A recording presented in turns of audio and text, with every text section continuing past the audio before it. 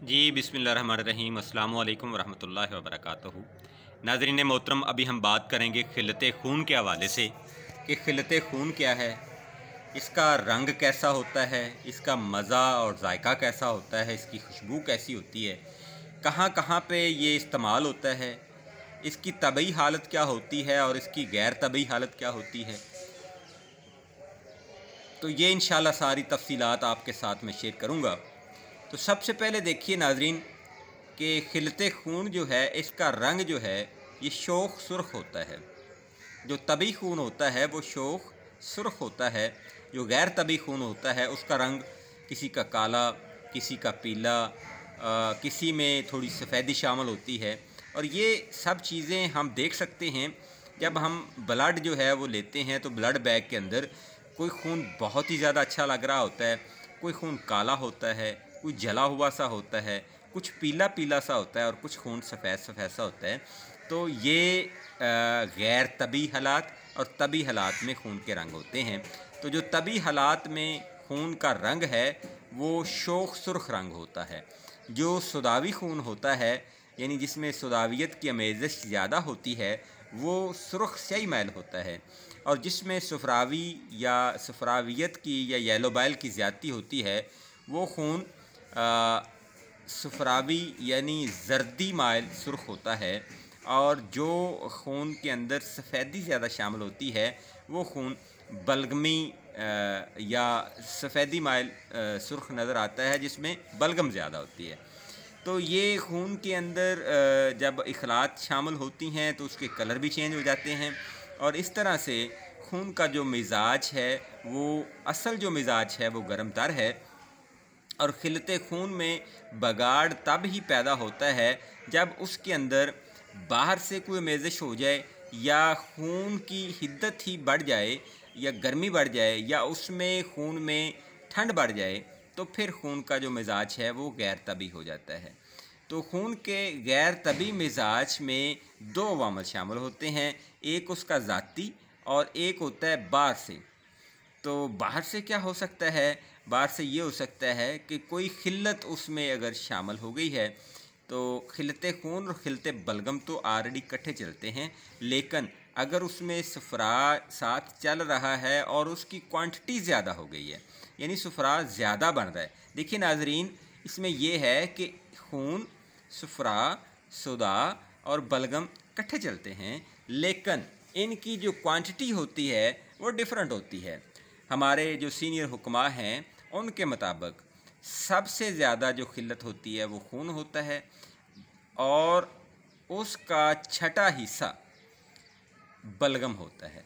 यानी हम ये कह लें कि अगर 6 लीटर खून है तो उसमें 1 लीटर क्या है? बलगम है। और उसका छठा हिस्सा सुफरा है, यानी बलगम का छठा हिस्सा सुफरा है। और फिर उसका चौथा हिस्सा सुदा है।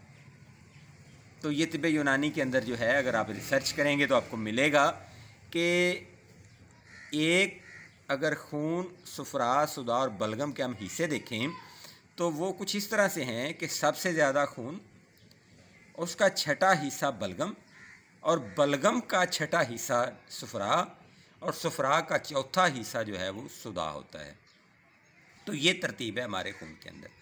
और ये यहाँ पे एक और बात मैं बता दूँ कि जो लोग इखलात का इनकार करते हैं या वो लोग जो इखलात को सही मायनों में मानते नहीं हैं, जिस तरह से एलोपैथिक है, हाँ, तिब एलोपैथिक के अंदर ये इखलात को नहीं माना जाता। वो कहते हैं जी खून है। अगर खून एक जैसा ही सारा होता तो हमारे जिस्म के अज़ा सारे के सारे एक जैसे होते। यानी फिर सुदा, सफ़रा, बलगम के लिए ये ग्राइंड सिस्टम, ये फिर आपका मस्कुलर सिस्टम और फिर आपका नर्वस सिस्टम, ये और टिश्यूज़ ये लहदा-लहदा ना होते। यानी आपका जो गोश्त पोस्त है अगर राती होती तो फिर ये इस तरह से होता ना, लोथड़े की शक्ल में।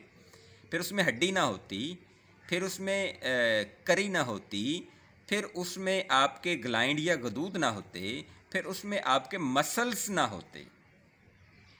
तो लिहाजा खून एक ही चीज़ नहीं है। ये एलोपैथिक गलती पे है या उन्होंने कुछ ज़्यादा ही रिसर्च कर ली है जिसकी वजह से वो इसको डिनाई करते हैं। तो लिहाजा इखलात जो हैं वो हैं। तो हम आज जो है वो खून के ऊपर बात कर रहे हैं।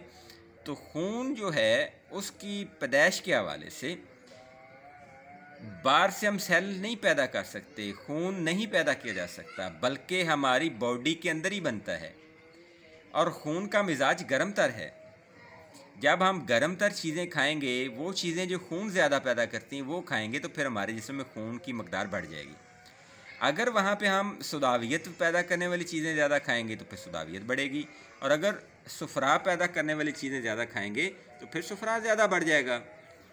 तो लिहाजा खून को पैदा करने वाली चीज़ें हम अगर ज़्यादा इस्तेमाल करें तो हमारे जिस्म में जो खून है वो वाफर मकदार में पैदा होता है। कई लोगों को आपने देखा होगा, उनका रंग बड़ा सुर्ख होता है, बड़ा फेर होता है, और ऐसे जैसे खून निकलेगा, बस अभी के अभी निकल जाएगा। कुछ ख़वातीन, कुछ मर्द ऐसे होते हैं जिनका ऐसा लगता है कि अभी का अभी बस खून निकलने वाला है। क्या वजह है? हालांकि उन्होंने क्रीमें नहीं लगाई होती। ये क्रीमों श्रीमों का रिज़ल्ट नहीं होता। कुछ लोगों का आपने देखा है कि बिल्कुल शाह झुलसे हुए, ऐसे लोग भी होते हैं। कुछ लोगों को आपने देखा होगा बिल्कुल पीले जर्दी माइल, और कुछ लोग बड़े सफ़ेद होते हैं, हद से ज़्यादा सफ़ेद होते हैं। तो क्या है? अगर सफ़ेदी ज़्यादा है तो इसका मतलब ये है कि उसके खून में जो 6:1 की रेशो थी वो गलत हो गई। यानी अगर 6 गुना खून था तो 1 गुना उसमें बलगम होना चाहिए था, तो वो 6 गुना खून की बजाय खून 6 गुना ही अगर है तो वहाँ पे वो 4-3 की ऑप्शन आ गई है, तो 7 लीटर टोटल हो गया है। यानी 3 लीटर उसमें बलगम पैदा हो रहा है। इस तरह से अगर सुदावी मादा जो है, सुदावी मादा जिस तरह से मैंने आपके सामने रखा है कि हमारे जो हुक्माए हैं, हमारे जो बड़े हैं, उनका कहना ये है कि सुफरा का चौथा हिस्सा होता है। यानी 6 हिस्से खून, 1 हिस्सा बलगम, और फिर उस 1 हिस्से बलगम के छठा हिस्सा सुफरा, और फिर उस छठे हिस्से सुफरा के चौथा हिस्सा जो है वो सुदा है। तो अगर सुदा बढ़ गया तो रंग क्या हो जाएगा? काला हो जाएगा। खून का भी, बंदे का भी, चेहरे का भी। इस तरह से अगर सुफरा बढ़ जाता है तो खून का भी रंग जरद, चेहरे का भी रंग जरद, बंदे या बंदी का रंग भी जरद हो जाएगा।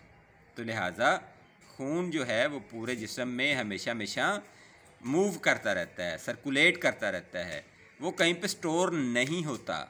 और जो चीज़ स्टोर ना हो, इसका मतलब यह है कि वो मसलसल बनती रहती है।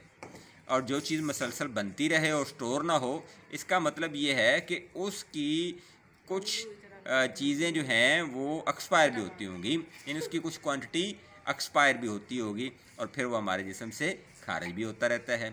तो ये सारा एक सिस्टम था ब्लड सर्कुलेशन का। ब्लड के जो है वो एंड क्या है, जनरेट कैसे होता है, पैदा कैसे होता है, और फिर हमारी बॉडी के अंदर मूव कैसे करता है। तो ब्लड हमारे जिस्म के हर हिस्से, हर अज़ाब और हर मसल्स, हर असाब, हर ग्लैंड तक हमेशा हमेशा चलता रहता है, और इसी का नाम ही ज़िंदगी है। ठीक है जी। तो आपको वीडियो अच्छी लगी होगी, उम्मीद है आप इसको शेयर भी करेंगे। और अगर आपको कुछ टॉपिक्स के ऊपर वीडियो चाहिए तो आप कमेंट्स कर सकते हैं। इसके अलावा अगर आप अपना चेकअप करवाना चाहते हैं तो ख़ुद वाहना पर तशरीफ़ ला सकते हैं, या आप अपना ऑनलाइन जो है चेकअप करवा सकते हैं और अपनी अद्वियात पार्सल करवा सकते हैं। मुझे अपनी दुआ में याद रखें, अपना बहुत सारा ख्याल रखें। फ़ी अमानिल्लाह, अल्लाह हाफ़िज़, अस्सलाम वालेकुम।